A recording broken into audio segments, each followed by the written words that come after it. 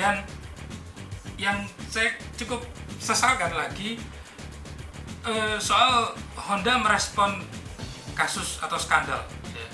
Kalau kita bisa bilang kalau VW punya Dieselgate, tahun 70-an mobil US punya problem yang sama soal rangka, saya bilang ini SAF-gate ya, atau frame-gate. Karena ini menurut saya juga banyak konspirasi yang keluar soal banyaknya whistleblower yang orang-orang whistleblower yang keluar bermunculan di media sosial bilang bahwa oh saya dulu kerja di Honda begini, dia tahu soal insidernya Honda, soal gimana Honda ketika memutuskan bikin rangka, dan cerita-cerita ini banyak di luaran yang kita sendiri juga, kalau saya pribadi saya skeptik ya, karena kita nggak tahu ya, media sosial kita nggak bisa percaya full ya, karena toh pun orang-orang ketika ngomong ini juga saya rasa sedikit incognito karena mereka nggak pengen diketahui identitasnya. Jadi menurut saya ada di situ. Honda ngerespon fenomena atau frame gate atau SAF gate ini dengan cara yang sebenarnya cukup dihujat orang banyak, karena dia langsung menawarkan, oh kita jual rangka, kalau rangkamu bermasalah beli aja di kita, harganya sekian, nggak termasuk pajak dan sebagainya, mau merangka kamu urus sendiri semua, tapi kita jual rangka. Sebenarnya itu solusi yang mediocre, kalau saya bilang mediocre, tapi in long run sebenarnya itu paling sustainable, karena tentu kasus ini nggak akan lama gitu, karena pasti 3-4 bulan atau setahun dari sekarang juga akan hilang, dan nggak menutup kemungkinan Honda tetap pakai frame ini untuk the whole run productionnya motor ini ya, karena ngeriset satu frame baru itu nggak murah sebenarnya, itu cukup mahal. Recall, dan menurut saya soal recall nggak akan mungkin pabrikan yang mengeluarkan puluhan juta unit melakukan recall sekelas perbaikan rangka atau frame. Menurut saya nggak mungkin dan nggak masuk akal. Jadi di sini mungkin saya sedikit membela Honda, tapi sedikit mengkritik juga karena cara yang mereka tempuh adalah satu, mereka bikin video klarifikasi. Yang menurut saya video klarifikasinya juga blunder, ya kan? Nunjukin Mang Atnoh gesek-gesek rangkanya. Ini bukan karat, ini silika. Iya memang ya sekarang itu silika. Cuman menurut saya itu membuka aibmu sendiri. Dan itu menurut saya bukan cara yang tepat, karena ngapain kamu bikin video klarifikasi tapi orangnya disembunyiin mukanya, ngapain? Kayak memang secara nggak langsung Honda menyiratkan pesan bahwa oh iya kita salah, tapi diam-diam aja ya. Itu yang saya cukup kritik dari video klarifikasi Honda beberapa waktu lalu. Tapi soal mereka jual rangka itu menurut saya paling benar, karena at least ketika kasus ini selesai, dan lagi-lagi kasus ini nggak menerpa lebih dari 40% penjualan mereka yang cacat. Jadi menurut saya sebenarnya nggak separah itu kasusnya. Ya parah, karena motor itu di Indonesia atau negara Asia Tenggara atau dunia ketiga itu ya penggerak ekonomi memang. Jadi di beberapa mayoritas orang ya motor itu masih aset buat mereka, bukan sekedar transportasi.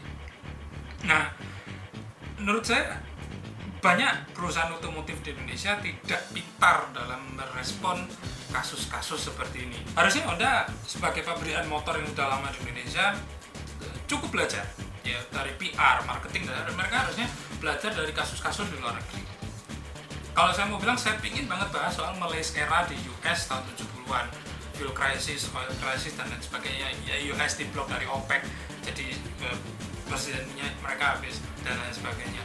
Akhirnya mereka melakukan langkah gimana caranya downsizing produk, tapi seakan-akan bikin inovasi. Sama dengan halnya ESA.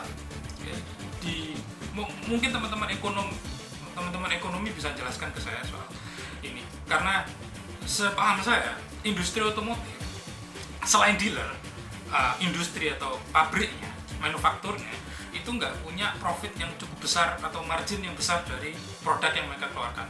Karena sepaham saya makin banyak produk yang kamu keluarkan itu sebenarnya marginnya makin kecil.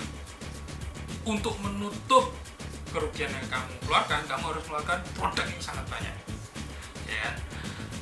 Yang dapat profit sepaham saya itu dealer karena mereka punya markup. Ini yang mungkin insight yang orang nggak banyak lihat. Nah, kaitannya ke pabrikan US tahun 70-an juga begitu. Ketika mereka dipukul oleh krisis, mereka harus inovasi. Yang sebenarnya mereka di belakang layar juga yang lobby. Kalau saya lobby senat ya, lobby senat, lobby kongres. Jadi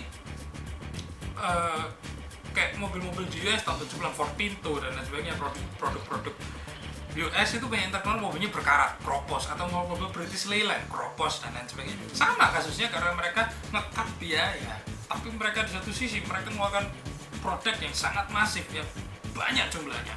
Jadi menurut saya di situ. Tapi kalau saya lihat di Indonesia nggak ada soal regulasi, permasalahan regulasi dan sebagainya. Atau mungkin bisa koreksi lagi kenapa Honda mengeluarkan itu.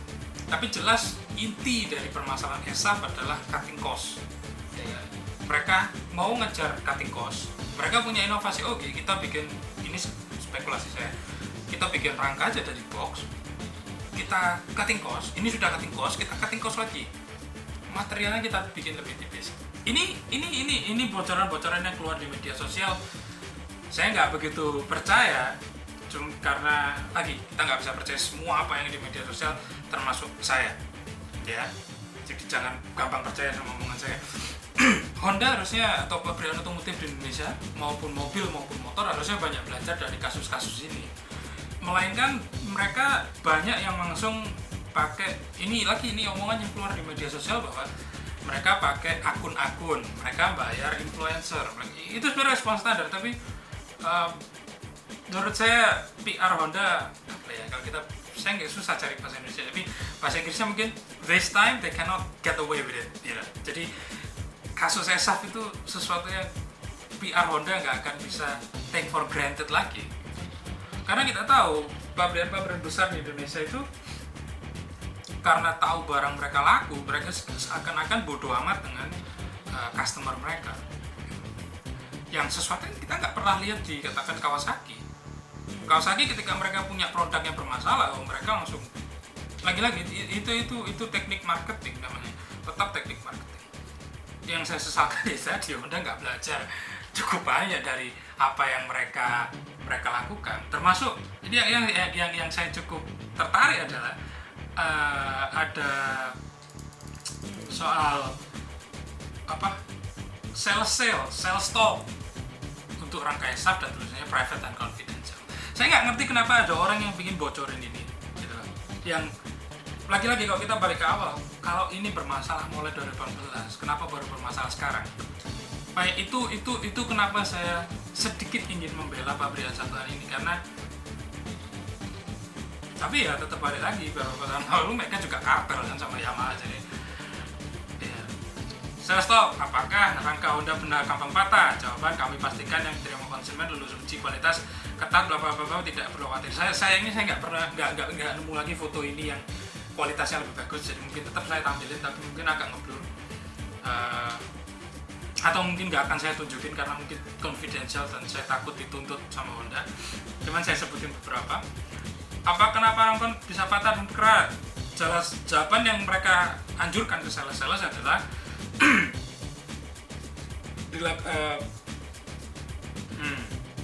pertama mereka harus cari tahu. Ini jawaban dari mereka. Mereka menyarankan pengecekan di AHAS. Oke. Saya kemarin lihat postingan lagi ngomong bahwa Honda menawarkan gratis untuk melakukan pengecekan, tapi tidak digratiskan untuk beberapa hal. Bongkar pasangnya nggak gratis, tapi cek rangkanya gratis. Dan menurut saya itu failure PR yang cukup fatal gitu. At least kalau memang produk Anda itu bermasalah, ya jangan cari untung juga dari situ. Itu kritik saya. Karena menurut saya lucu. Semua orang tuh tahu cara ngecek rangka. Simple. Berkarat apa enggak, penyok apa enggak, las-lasannya gimana, welding spotnya gimana. Jadi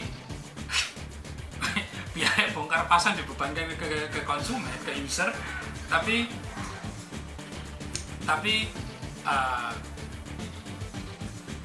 cek rangkanya gratis. Dan menurut saya nggak jawaban yang tepat kalau buat saya.